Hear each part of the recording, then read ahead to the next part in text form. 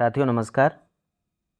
हम लोग राजकीय महाविद्यालय प्रवक्ता भर्ती परीक्षा के हिंदी विषय के 2013 के प्रश्न पत्र को सॉल्व कर रहे हैं। आप सब अवगत हैं कि government degree college Uttar Pradesh की जो वैकेंसी है बहुत अच्छी वैकेंसी आई हुई है, इसलिए आवश्यक है तैयारी शुरू करने से पहले, तैयारी करते समय, कि लोक सेवा आयोग द्वारा पूर्व में जो परीक्षाएं राजकीय महाविद्यालय की हिंदी विषय की आयोजित हुई हैं उसके प्रश्न पत्र को देखना और प्रश्न की प्रकृति को समझना, लोक सेवा आयोग के प्रश्न का स्तर क्या रहता है ये समझना बहुत आवश्यक है। इसलिए हमारी कोशिश ये है कि आने वाले समय में सभी प्रश्न पत्र अभी तक के जितने हुए हैं वे आपको उपलब्ध करा दिए जाएं, जिससे न सिर्फ आप परीक्षा की प्रकृति से अवगत होंगे बल्कि आपकी तैयारी भी उससे एक बेहतर स्थिति में रहेगी। आप सबसे रिक्वेस्ट है कि चैनल को लाइक करें, शेयर करें, सब्सक्राइब करें, अपने मित्रों के बीच शेयर करें, इसे हिंदी पढ़ने वाले लोगों के बीच शेयर करें। और हमारी कोशिश है कि आने वाले समय में और भी कंटेंट हिंदी से रिलेटेड, हिंदी विषय की तैयारी से संबंधित और गवर्नमेंट डिग्री कॉलेज परीक्षा हिंदी विषय की तैयारी कैसे करें इस विषय पर भी वीडियो बनाएंगे, चूँकि आप में से बहुत सारे लोगों ने मैसेज किया हुआ है, तो उस वीडियो को भी बनाएंगे। आज हम लोग इसका जो 2013 का प्रश्न पत्र है उसके अंतिम भाग को सॉल्व करेंगे और आज हम लोग 2013 का ख़त्म करेंगे। इसमें 101 नंबर क्वेश्चन है, भरत के अनुसार रसों की संख्या है। ऑप्शन है 11, 10, 9, 8। यहाँ भरत मतलब भरत मुनि, तो इसका सही उत्तर है ऑप्शन डी 8। आचार्य भरत मुनि के अनुसार रसों की संख्या 8 मानी जाती है। भरत मुनि के अनुसार विभाव, अनुभाव और व्यभिचारी भाव के संयोग से रस की निष्पत्ति होती है। विभावानुभाव व्यभिचार संयोगादृश निष्पत्ति। भरत मुनि के 8 रसों का उल्लेख, उन्होंने 8 रस का जो उल्लेख है वो अपनी पुस्तक नाट्यशास्त्र में दिया है, जिसे पंचम वेद कहा गया।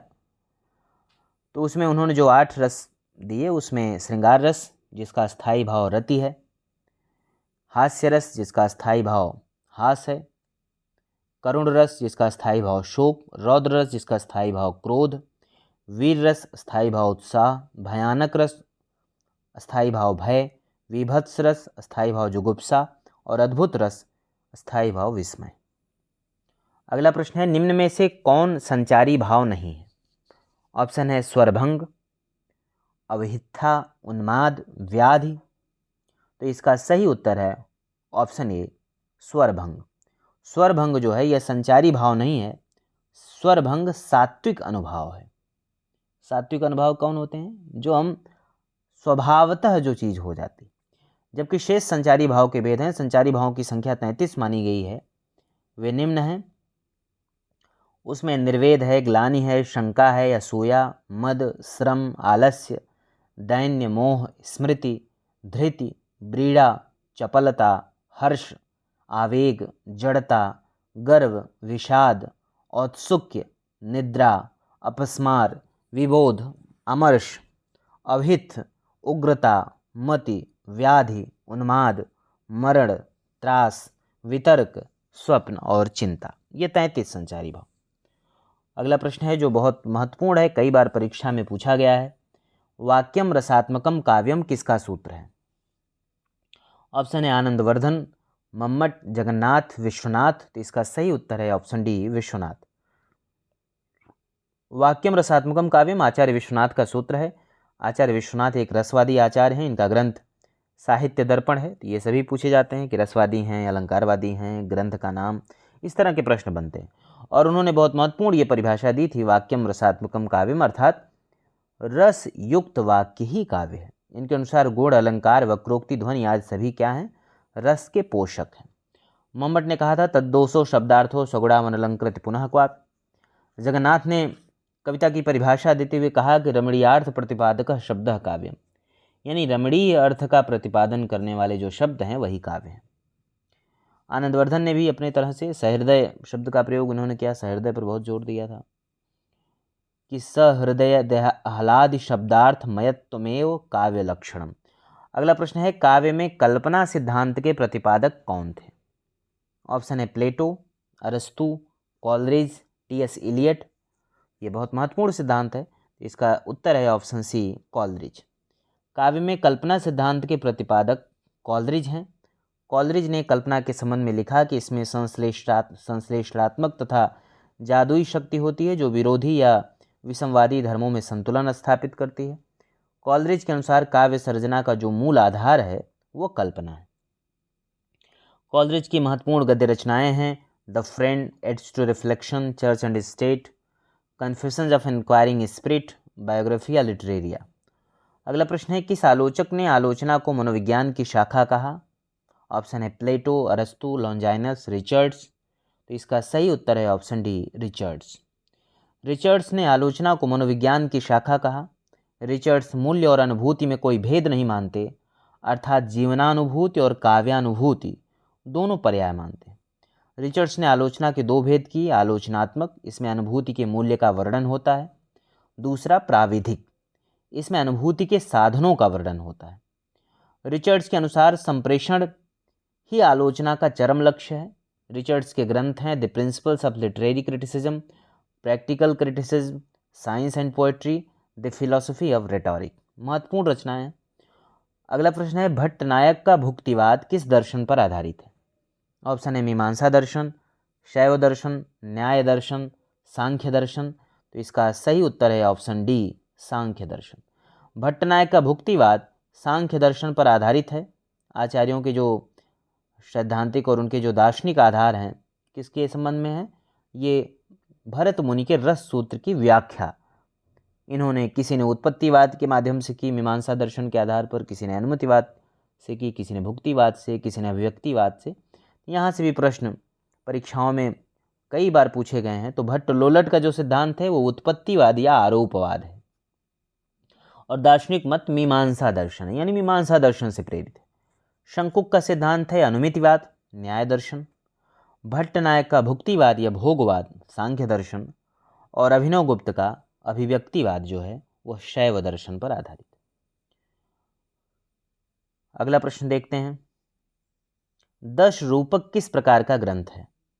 ऑप्शन है भाषा विज्ञान संबंधी, इतिहास संबंधी, नाट्य संबंधी, काव्य संबंधी। तो इसका सही उत्तर है ऑप्शन सी नाट्य संबंधी।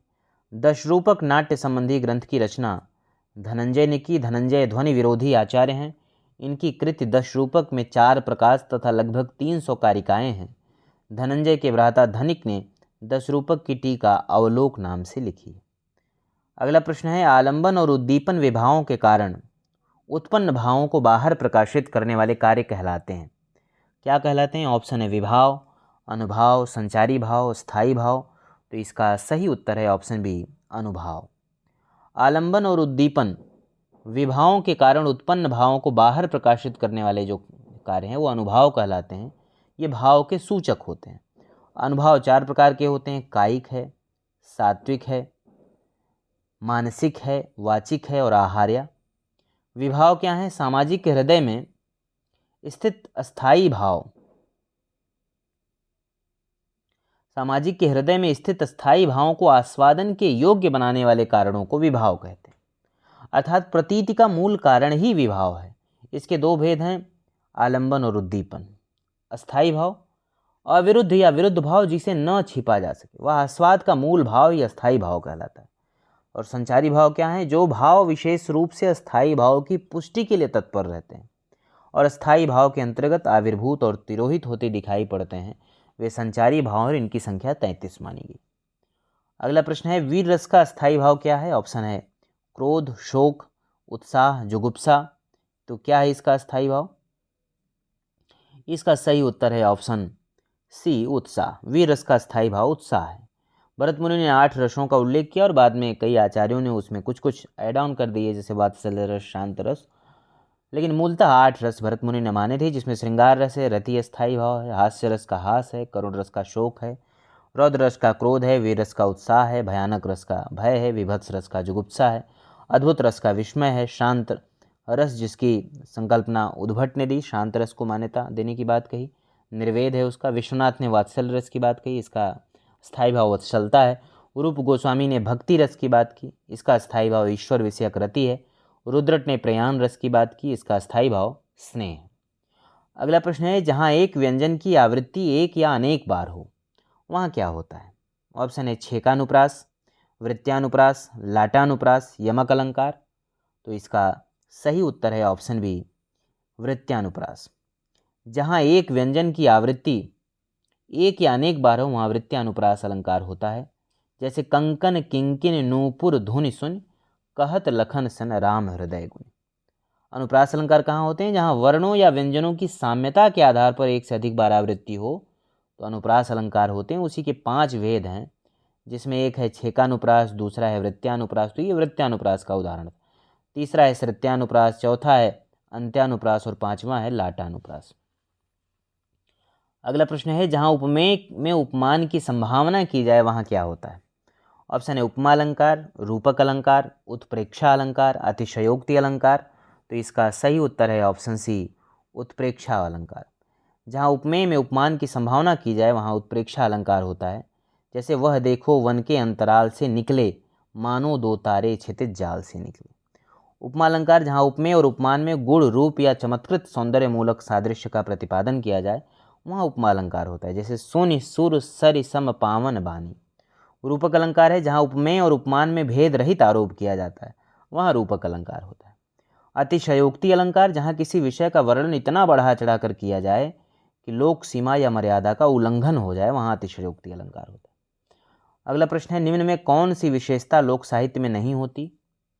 ऑप्शन ए है इसमें शास्त्रीयता होती है, ऑप्शन बी यह मौखिक होता है, ऑप्शन सी यह परंपरा में प्रचलित रहता है, ऑप्शन डी इसमें सहजता और स्वाभाविकता होती है। तो इसमें पहला जो है यह शास्त्रीय होता है, यही गलत है। यह विशेषता लोक साहित्य की नहीं है। यही तो अंतर है शास्त्रीय साहित्य और लोक साहित्य में।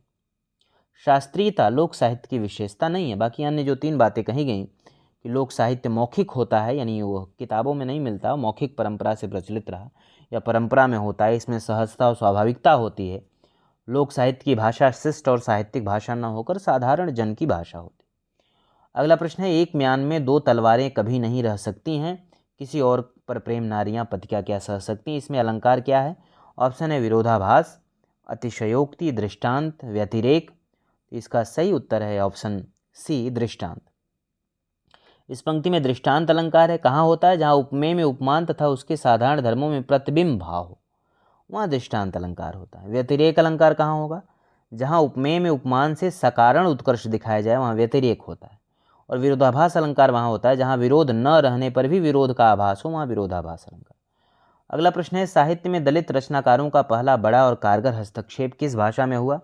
ये भी बहुत महत्वपूर्ण है, जानना चाहिए। जो भी आप दलित साहित्य जब पढ़ते हैं तो आपको पता चलता है कि उसका जो स्रोत है, वो जहाँ से ऊर्जा पा रहा है, वो मराठी साहित्य।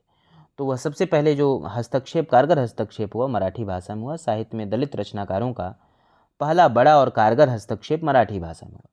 दलित साहित्य से तात्पर्य दलित जीवन और उसकी समस्याओं पर लेखन को केंद्र में रखकर जो साहित्य आंदोलन है, जिसका सूत्रपात दलित पैंथर से माना जाता है।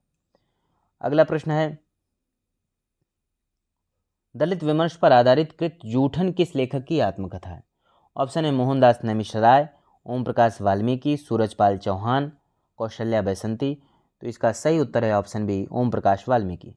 दलित विमर्श पर आधारित कृति जूठन ओम प्रकाश वाल्मीकि की आत्मकथा बहुत प्रसिद्ध है, बहुत सारी जगहों पर सिलेबस में है और इससे संबंधित सवाल पूछे जाते हैं। खास करके ओम प्रकाश वाल्मीकि की जूठन और तुलसीराम की मुर्धैया और मणिकर्णिका से संबंधित सवाल परीक्षाओं में खूब आते हैं।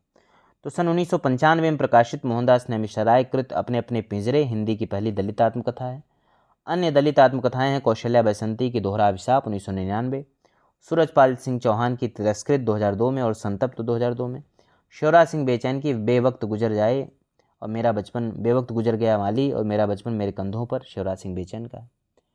अगला प्रश्न है आचार्य रामचंद्र शुक्ल ने शब्दसागर में लिखित किस शीर्षक लेख को परिवर्तित तथा परिमार्जित कर हिंदी साहित्य का इतिहास लिखा? यानी जो भूमिका लिखी थी वो किस शीर्षक लेख से लिखी थी? ऑप्शन है हिंदी साहित्य की भूमिका, हिंदी साहित्य का इतिहास, हिंदी साहित्य का विवेचन, हिंदी साहित्य का विकास। तो इसका सही उत्तर है ऑप्शन डी हिंदी साहित्य का विकास। आचार्य रामचंद्र शुक्ल ने हिंदी शब्दसागर में हिंदी साहित्य का विकास शीर्षक लेख को परिवर्तित तथा परिमार्जित करके हिंदी साहित्य का इतिहास सन 1929 ईस्वी में लिखा। हिंदी साहित्य के इतिहास में 1000 कवियों और लेखकों को शामिल किया गया है। आचार्य रामचंद्र शुक्ल ने साहित्य इतिहास को आलोचना से पृथक किया और अपने विकासवादी एवं वैज्ञानिक दृष्टिकोण का परिचय दिया। कहाँ पर? अपने इतिहास ग्रंथ में। आचार्य शुक्ल ने काल विभाजन के अंतर्गत हिंदी साहित्य के 900 वर्षों के इतिहास को 4 सुस्पष्ट कालखंडों में विभक्त किया है। अगला प्रश्न है, निम्न कृतियों में से कौन उपेंद्रनाथ अश्क द्वारा रचित नहीं है? ऑप्शन है शतरंज के मोहरे, सितारों का खेल, गर्म राख, शहर में घूमता आईना। तो इसका सही उत्तर है ऑप्शन ए, शतरंज की मोहरे। शतरंज की मोहरे उपन्यास उपेंद्रनाथ अश्क का नहीं है। यह उपन्यास अमृतलाल नागल द्वारा रचित है। उपेंद्रनाथ अश्क को मध्य वर्ग का चितेरा उपन्यासकार कहा जाता है। इनके प्रमुख उपन्यास हैं, कौन कौन से हैं? सितारों के खेल, गिरती दीवारें, गर्मराज, बड़ी बड़ी आंखें, पत्थर अल पत्थर, शहर में घूमता आईना, एक रात का नरक, एक नन्ही कंदील, बांधो न नाव इस ठाव, निमिषा और पलटती धारा। अगला प्रश्न है, थियरी ऑफ एस्थेटिक किस समालोचक की रचना है? ऑप्शन है अरस्तु, कॉलरिज, क्रोचे, टॉलस्टॉय। तो इसका सही उत्तर है option C, Croce. Theory of Aesthetic समालोचक क्रोचे की रचना है। क्रोचे ने सर्वप्रथम 1900 में अपना निबंध Aesthetic as to Science of Expression and General Linguistic लिखा। इसी निबंध का विस्तृत रूप एस्थेटिक 1902 पुस्तक है। क्रोचे ने सन 1902 में ला कृतिका पत्रिका का प्रकाशन किया। क्रोचे की अन्य महत्वपूर्ण पुस्तक निम्न है, New Essays on Aesthetic, Defence of Poetry. अगला प्रश्न है, हिंदी में स्त्री विमर्श की अवधारणा को चर्चा में लाने का श्रेय किस कथाकार को दिया जाता है? ऑप्शन है कमलेश्वर, भीष्म साहनी, राजेंद्र यादव, काशीनाथ सिंह। तो इसका सही उत्तर है ऑप्शन सी, राजेंद्र यादव। हिंदी में स्त्री विमर्श की अवधारणा को चर्चा में लाने का श्रेय राजेंद्र यादव को दिया जाता है। कथाकार राजेंद्र यादव द्वारा रचित स्त्री विमर्श पर आलोचनात्मक ग्रंथ हैं आदमी की निगाह में औरत, औरत उत्तर कथा, अतीत होती सदी और स्त्री का भविष्य। सुधीश पचौरी लिखते हैं नारी देह के विमर्श। उपेंद्रनाथ अश्क की पुस्तक है आधी जमीन। दुष्यंत कुमार की है स्त्रियां पर्दे से प्रजातंत्र तक। अगला प्रश्न है 120 नंबर, अपने अपने पिंजरे किस दलित लेखक की आत्मकथा है? ऑप्शन है मोहनदास नैमिषारय, ओम प्रकाश वाल्मीकि, सूरजपाल सिंह चौहान, डॉक्टर एन सिंह। तो इसका सही उत्तर है ऑप्शन ए, मोहनदास नैमिषारय। अपने अपने पिंजरे मोहनदास नैमिषारय की दलित आत्मकथा है। यह 1995 में प्रकाशित हिंदी की पहली दलित आत्मकथा है। इसके बाद ओम प्रकाश वाल्मीकि की जूठन 1997 में प्रकाशित हुई। सूरजपाल सिंह चौहान ने तिरस्कृत और संतप्त लिखा 2002 में। माता प्रसाद की है झोपड़ी से राजभवन 2002 में। मुर्दहिया 2010 में प्रथम भाग, मणिकर्णिका 2013 में दूसरा भाग तुलसीराम ने लिखा। और धर्मवीर ने मेरी पत्नी और भेड़िया 2009 में लिखी, डॉक्टर धर्मवीर ने। तो ये आज हम लोग 2013 के क्वेश्चन को जो है हम लोगों ने सॉल्व पेपर को ख़त्म किया यहाँ पर। अब नेक्स्ट वीडियो में हम लोग उसके बाद जो प्रश्न पत्र हुए हैं, जो पेपर हुए हैं राजकीय महाविद्यालय के, उसके प्रश्न पत्र को सॉल्व करेंगे। तो आज के लिए इतना ही। आप सब बार बार इसको लगाते रहें, बार बार प्रैक्टिस करते रहें और तथ्यात्मक और जो डिस्क्रिप्टिव किताबें हैं वो उसकी सहायता से पढ़ते रहें। तो मिलते हैं हम लोग नेक्स्ट वीडियो में। धन्यवाद।